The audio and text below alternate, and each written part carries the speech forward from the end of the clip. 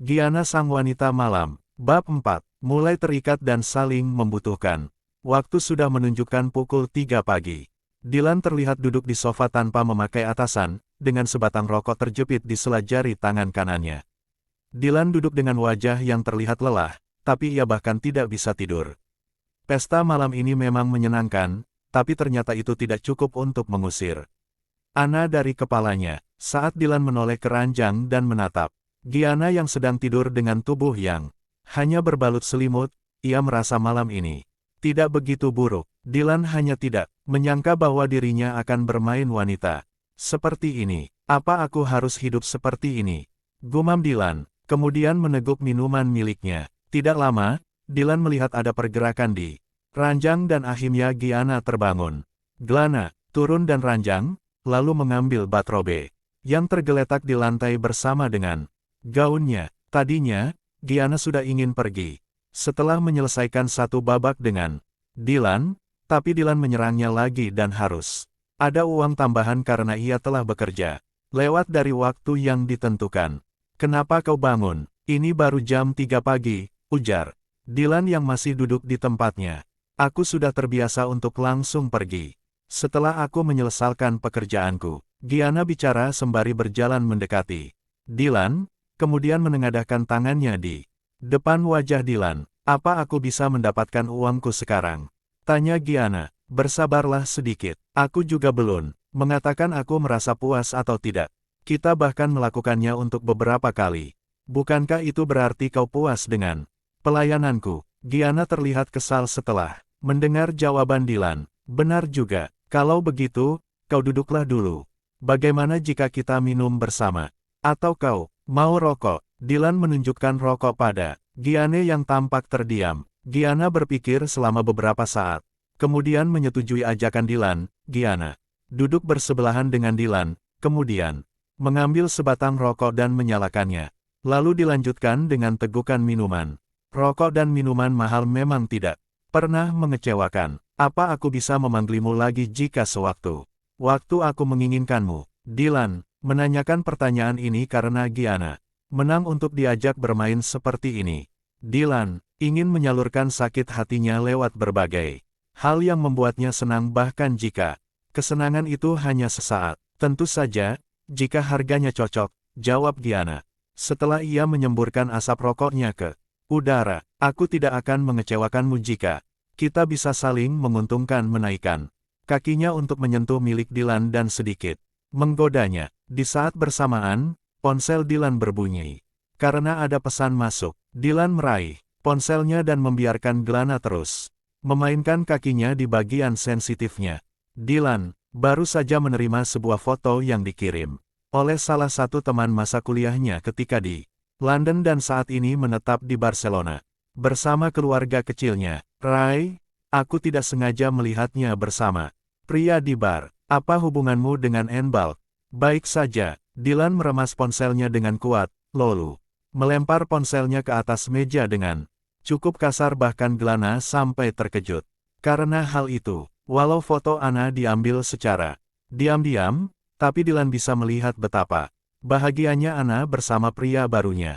Dylan bertanya-tanya, dulu, Anna juga sebahagia itu saat bersamanya, lalu kenapa sekarang tidak lagi? Apa ada yang salah dengannya atau pada hubungan ini? Dylan mengambil sebotol minuman dan menenggaknya dengan terburu-buru. Giana, yang melihat hal itu hanya diam saja karena masalah Dylan bukanlah urusannya. Dylan juga tidak suka jika ia terlalu banyak bertanya tentang kehidupan pribadinya. Namun, Giana merasa kalau pesan tadi mungkin berhubungan dengan wanita yang telah meninggalkan Dylan. Ayo kita melakukannya lagi. Dylan mengambil rokok di tangan Giana dan melemparnya ke asbak, kemudian menarik Giana ke ranjang.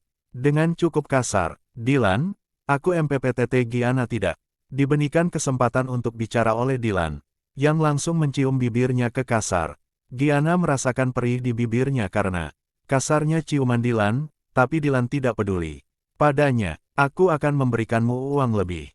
Ini tidaklah gratis, ujar Dylan karena Giana tidak memberikan balasan seperti yang lah harapkan. Dylan membuka ikatan batrobe yang membalut tubuh Giana dan melepaskannya. Dengan terburu-buru, Dylan belum mendengarkan persetujuan dari Gianna, tapi lah, menganggap kalau diamnya Gianna sebagai persetujuan untuknya. Dylan mulai membuka celananya sendiri dengan pandangan yang terus mengarah pada Gianna, yang juga menatapnya. Hati Dylan terasa memanas setelah mendapatkan kiriman foto Anna bersama kekasihnya. Dylan butuh pelampiasan yang lebih kuat dari sekadar minuman dan Gianna bisa melakukannya. Dylan memutar tubuh Gianna menjadi membelakanginya, kemudian memasukkan miliknya dalam sekali hentakan. Gianna tampak cukup kesakitan karena Dylan yang bermain kasar, tapi Dylan benar-benar tidak peduli pada rasa sakitnya. Panggil namaku, bisik Dylan di tengah-tengah permainan panasnya bersama Gianna. Dylan sial aku menyukainya. Ya, teruslah seperti itu. Gianna tidak bohong. Dengan ini, walau tadi cukup menyakitkan, tapi Gianna harus mengakui kalau Dylan hebat dalam urusan ranjang. Jangan berkata kasar, Suyang, mulutmu terlalu manis untuk melakukannya. Dylan kembali mencium bibir ranum Gianna. Hentakannya pun menjadi semakin keras dan dalam. Tidak mudah bagi Dylan untuk menjalani hidupnya setelah ditinggalkan oleh sosok wanita yang begitulah cintal.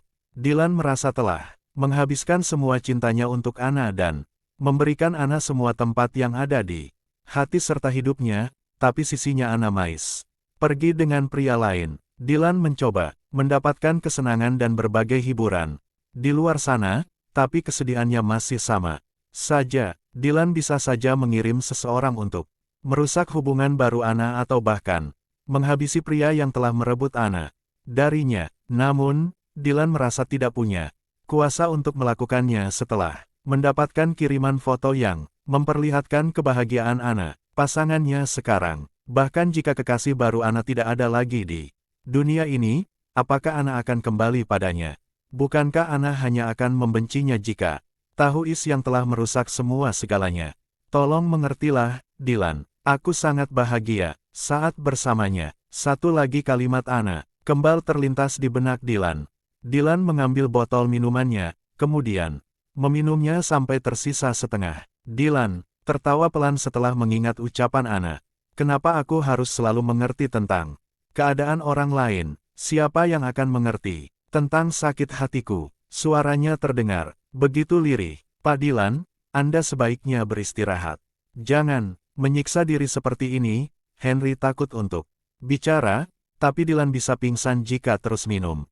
Dylan yang dulunya jarang minum minuman beralkohol sampai mabuk, kini menjadi begitu sering meminumnya. Setiap Henry datang ke rumah Dylan, ia selalu melihat botol minuman dan puntung rokok berserakan di kamarnya. Keadaan Dylan begitu buruk saat ini sehingga mulai mempengaruhi pekerjaannya. Apa yang kurang dariku? Aku sudah memberikan seluruh cinta, perhatian, dan waktuku padanya. Apa itu masih belum cukup? Atau ada yang salah denganku? Apa aku adalah orang yang buruk? Apa kau juga tidak tahan denganku? Apa kau juga ingin pergi? Henry menghela napas. Sulit rasanya menghadapi Dylan yang sedang frustasi karena putus cinta. Henry sudah bekerja pada Dylan sejak bisnisnya pertama kali dirintis. Sejak saat itu, ini adalah masa terburuk Dylan yang ia saksikan dengan mata kepalanya sendiri. Henry pernah berpikir untuk melaporkan keadaan yang buruk ini pada ayah Dylan yang ada di luar negeri, tapi Dylan bisa marah besar padanya karena hubungan mereka yang tidak baik. Pak Dylan, Anda sudah cukup baik, tapi mungkin takdir tidak ingin Anda bersama Nona Anna. Pasti ada wanita yang lebih baik yang menunggu Anda di masa depan. Henry bahkan tidak yakin ini adalah kalimat yang tepat atau tidak. Selalu saja tentang takdir. Dulu, saat ibuku meninggal, orang-orang berkata itu adalah takdir. Awalnya, aku percaya, tapi ternyata semuanya bukan mumi takdir. Semua karena perselingkuhan pria brengsek itu. Dylan meremas botol minumannya ketika bicara, lalu secara mengejutkan melempar botol kaca itu ke lantai sampal membuat Henry kaget. Sialan, kenapa semua orang sangat brengsek? Ahkek, Dylan berteriak dan terus melempar gelas atau botol minumannya yang tersisa. Dylan kini terdiam setelah tidak ada lagi yang tersisa di atas meja, sedangkan Henry tidak berani mengatakan sesuatu setelah melihat luapan kemarahan Dylan. Aku butuh sesuatu yang menyenangkan, ucap Dylan, kemudian pergi. Aku tidak ada hubungan lagi dengan Ethan dan aku tidak terlibat dalam utangnya, jadi kalian tidak bisa menagih utang padaku.